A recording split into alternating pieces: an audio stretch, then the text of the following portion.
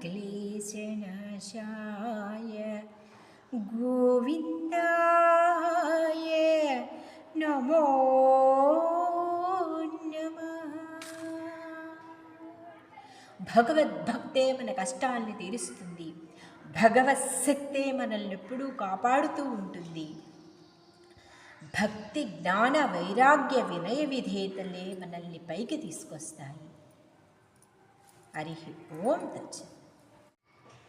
మార్చి 29వ తారీఖున షష్టగ్రహ కూటమి వస్తున్నది. అందులో సూర్యగ్రహణం కూడా వస్తున్నది. దాని ప్రభావం వల్ల మామిడి చెట్లు పూత రాలిపోతాయి, కోళ్లకు వైరస్సులు వస్తాయి, చేపలకి కూడా చెరువులు నష్టపోయి వైరస్లు వస్తాయి. మేషరాశి మీనరాశి వాళ్ళకి ఏళ్ళనాటి శని దోషం ఉంటుంది.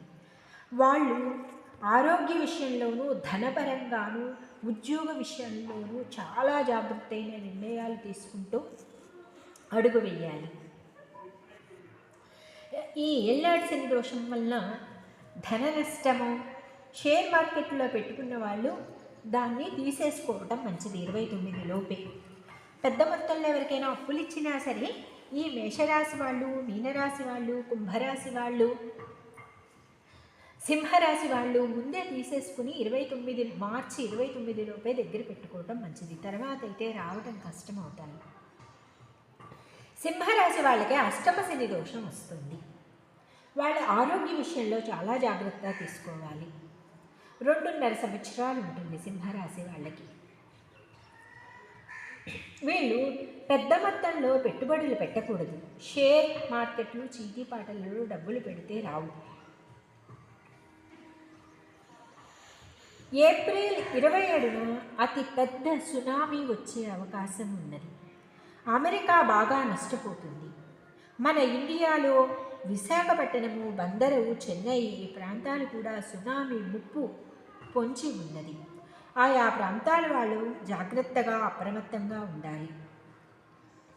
మార్చి 29న అన్ని గ్రహముల కలయిక వల్ల గ్రహణం సూర్యగ్రహణం అవటం వల్ల కొత్త వైరస్ ఒకటి వస్తుంది. అందరూ చాలా జాగ్రత్తగా ఉండాలి.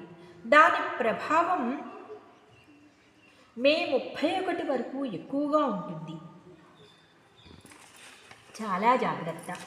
ముఖ్యంగా మేషరాశి, కుంభరాశి, మీనరాశి, సింహరాశి వాళ్ళు చాలా జాగ్రత్తగా ఉండాలి. సెప్టెంబర్ తర్వాత యుద్ధం,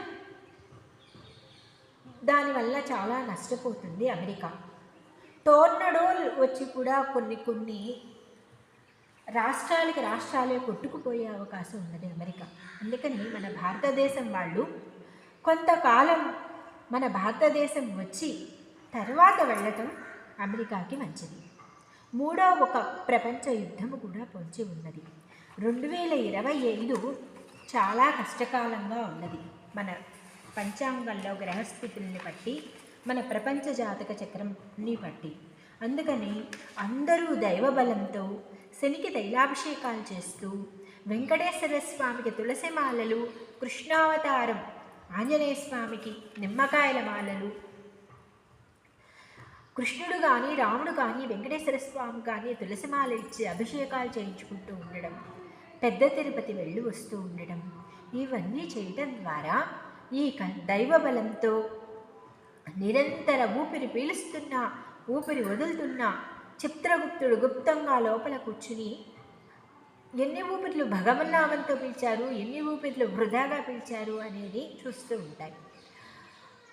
ఉంటారు. అందుకని నిరంతర భగవన్నామస్మరణ చేసుకున్న వాళ్ళకి, పెద్దవాళ్ళకి సేవ చేసుకున్న వాళ్ళకి, దయా గుణము ఉన్న వాళ్ళకి భగవంతుడి రక్షణ ఎప్పుడూ ఉంటుంది. అందుకని అందరూ దైవబలంతో జాగ్రత్తగా ఉండడం వల్ల ఈ ఉన్న ఇబ్బందుల నుంచి మనం బయటపడి అందరూ ఆనందంగా ఉండగలుగుతాం.